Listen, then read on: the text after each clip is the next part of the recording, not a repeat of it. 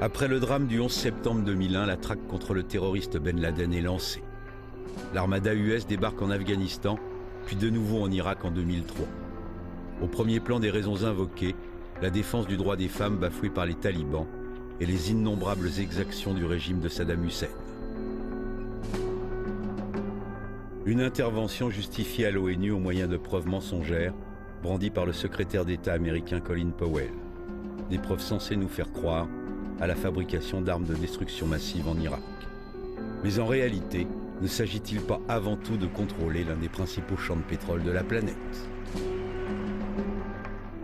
States like these and their terrorist allies constitute an axis of evil, arming to threaten the peace of the world. Alors pourquoi George Bush a-t-il toujours refusé la participation des États-Unis à la Cour pénale internationale, créée par l'ONU pour juger ce type de crime? La réalité que je vis, c'est celle du double langage permanent de l'Occident. Alors là, je pouvais vous donner des exemples sans arrêt. L'ambassadeur américain qui invoque les droits de l'homme, la Convention contre la torture, etc. Alors qu'à Guantanamo ou en Afghanistan, la torture est pratiquée tous les jours par des agents du pouvoir américain ou par l'armée américaine. Donc un double langage qui est désormais plus accepté par les pays, notamment de l'hémisphère sud. Double langage aussi en Côte d'Ivoire. À l'issue des élections présidentielles d'octobre 2010, le scrutin se révèle tellement serré qu'aucun des deux candidats n'accepte de reconnaître sa défaite. La situation dégénère en un conflit armé qui oppose les deux camps dans de nombreuses parties du pays. Après plusieurs tentatives infructueuses de médiation de chefs d'État africains, la France demande à l'ONU d'intervenir. Ma position était que la Côte d'Ivoire s'est dotée d'instances et d'institutions nationales qui ont un rôle bien défini. Ces institutions ont leurs faiblesses, ont leurs défauts, qui sont des faiblesses et des défauts liés au niveau de développement du pays, mais qu'il fallait laisser le soin aux Ivoiriens de travailler petit à petit à renforcer ces institutions pour qu'elles deviennent des institutions véritablement démocratiques. La diplomatie française, empêtrée dans ses vieux réflexes de France-Afrique, choisit alors de soutenir le candidat Ouattara, ex-numéro 2 du FMI, qui semble offrir plus de garanties aux entreprises françaises implantées de longue date en Côte d'Ivoire. Pour moi, à partir du moment où le Conseil constitutionnel a déclaré le vainqueur, il n'appartenait pas à la communauté internationale de s'ingérer dans les affaires internes du pays pour dire non, ce n'est pas celui-là le vainqueur, c'est l'autre le vainqueur. Ça ne peut que fragiliser les institutions africaines qui sont en cours de construction. Il faut les laisser faire leurs propres erreurs et il faut laisser aux populations africaines le soin de conquérir leur propre liberté et de construire leurs propres institutions. Amnesty International, présente sur le terrain depuis une vingtaine d'années, enquête sur les violations des droits humains commises par les deux camps, mais aussi sur l'attitude troublante des forces de l'ONU.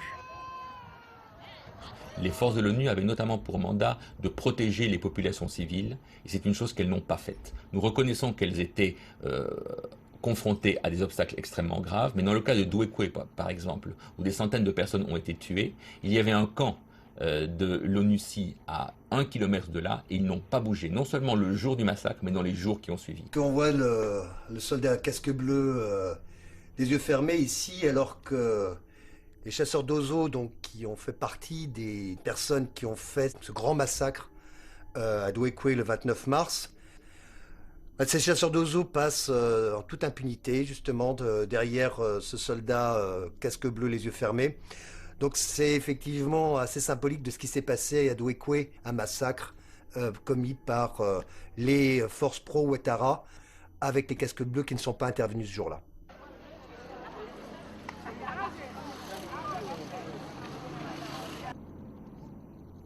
Peu d'interventions se sont faites lors de grandes violences. Pendant ce massacre de Douékoué, on sait qu'en Côte d'Ivoire, s'il y a un endroit qui a été particulièrement violent, c'est l'Ouest.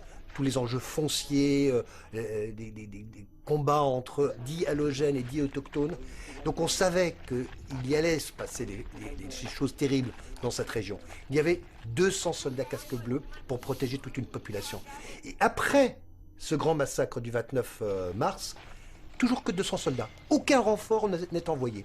Alors que la plupart des villages aux alentours sont vidés, ont été brûlés, les gens sont partis dans la brousse, ont été eux-mêmes pourchassés par des chasseurs d'oiseaux avec des chiens. Tout ça sans aucun renfort, pas un soldat de plus casque bleu. Alors qu'il y en a 10 000 en Côte d'Ivoire et que 200 ici à Douekoué. C'est incompréhensible. Une situation incompréhensible constatée sur le terrain par la mission d'Amnesty qui a pu recueillir les témoignages des victimes afin d'établir la vérité sur les exactions perpétrées, aussi bien par les pro-Gbagbo que par les pro-Ouattara.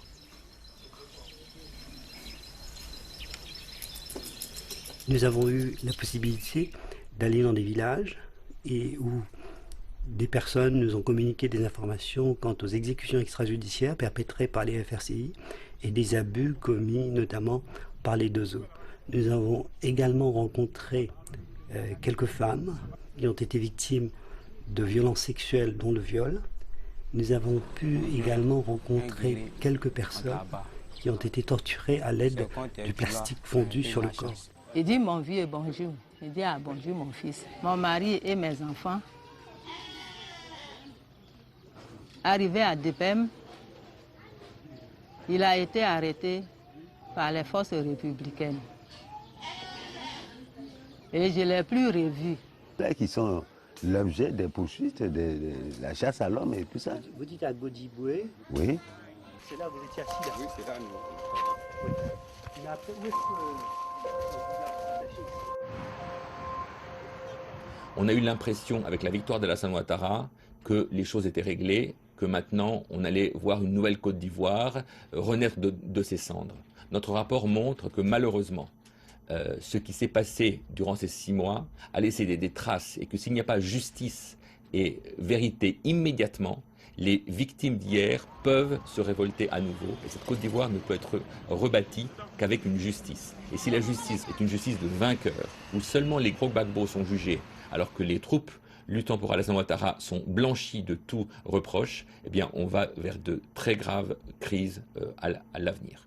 À mon avis, ce qui est au bout du rouleau, c'est l'idée que l'Occident, à lui seul, soit porteur de cette nécessité et que par l'ingérence, on va imposer aux autres le respect des droits de l'homme chez eux.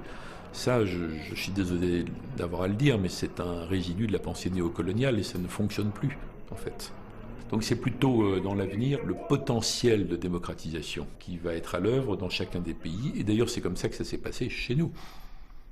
Parce que les pays européens ne sont pas devenus de plus en plus démocratiques et n'ont pas respecté de plus en plus les droits de l'homme, parce qu'une ONG de martiens ou une armée martienne est venue chez eux. C'est le mouvement interne. De même que les puissances occidentales s'ingèrent dans le mode de gouvernance des pays émergents, les grandes instances financières internationales maintiennent sous tutelle et dépendance ces États fragiles et leur dictent leurs politiques économiques. Conséquence immédiatement vérifiable, les budgets alloués à la santé, l'éducation, le logement, l'environnement sont réduits à peau de chagrin et les droits économiques, sociaux et culturels des populations sont constamment bafoués. Il y a une schizophrénie des Nations Unies, ou des pays occidentaux en général, des Nations Unies qui est absolument... qui saute aux yeux, qui est détestable, qui est pratiquée comme dans une sorte de normalité, comme si de rien n'était. Au Conseil des droits de l'homme, la France, je prends la France, je pourrais prendre un autre pays occidental, l'ambassadeur de France vote pour le droit à l'alimentation, la défense du droit à l'alimentation, tous les mécanismes qui permettent de le défendre. Et 500 mètres plus loin, au bord du lac, dans la grande salle de l'Organisation mondiale du commerce, un autre ambassadeur de la France, de la même République, de la France, vote pour la libéralisation à outrance, pour permettre la pénétration des sociétés multinationales occidentales. Les habitants du delta du Niger en font actuellement l'amère expérience. Ce delta qui recèle l'un des plus riches gisements de pétrole de la planète fait l'objet depuis 5 décennies de toutes les convoitises des grands groupes pétroliers, dont la multinationale Shell. Ces infrastructures d'exploitation vétustes et mal entretenues laissent fuir chaque année dans les eaux du delta 40 000 tonnes de brut, soit l'équivalent de la catastrophe de l'Exxon Valdez en 1989. Cet environnement dévasté entraîne des violations des droits économiques, sociaux et culturels. Les personnes ne peuvent plus vivre de l'agriculture et de la pêche puisque l'eau, l'air, les terres sont massivement polluées par le pétrole et par le gaz. Donc ces activités vivrières ne sont plus possibles. Sur des centaines d'hectares, la faune et la flore ont petit à petit succombé, engluées sous une boue noire et visqueuse.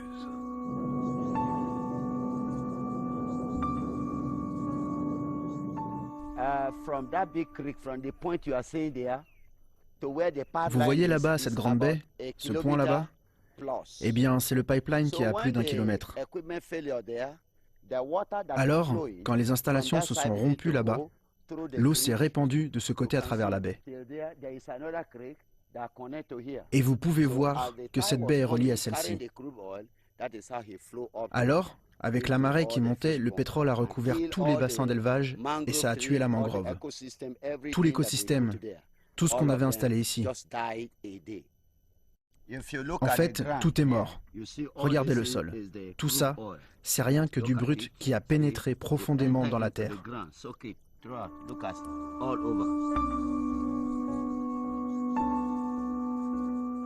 Cette marée noire ininterrompue et non traitée depuis 3 ans contraint les autochtones à fuir leur village.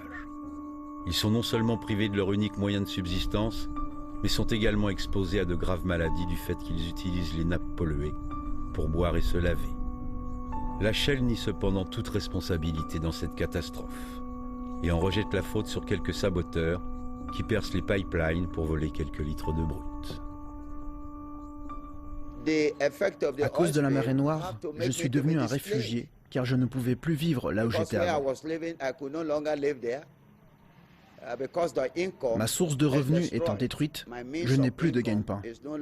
Alors c'est très difficile de se nourrir et d'élever ses enfants. Ça nous touche directement, moi et mes enfants. Regardez, ma fille devait être à l'école, mais où peut-elle aller? Car avant, quand elle y allait, on devait payer. On a pu observer dans le delta du Niger une situation qu'on retrouve dans la plupart des dossiers que nous traitons sur la responsabilité des entreprises. Ce sont souvent les populations les plus pauvres ou les pays les plus pauvres qui subissent les pires nuisances des sociétés multinationales du pétrole ou des mines. Nous surveillons de près ces exploitants. Du fait de la pauvreté de ces populations, les gouvernements de ces pays sont très dépendants des multinationales, car c'est elles qui leur fournissent l'essentiel de leurs recettes. C'est ce manque de moyens financiers qui rend leurs organismes de contrôle extrêmement démunis face aux compagnies pétrolières, tandis que le ministère des Ressources naturelles, lui, entretient d'incroyables complicités avec elles. Tout cela contribue de façon tragique à faire des populations les plus pauvres, celles qui souffrent le plus des violations des droits humains perpétrées par ces entreprises.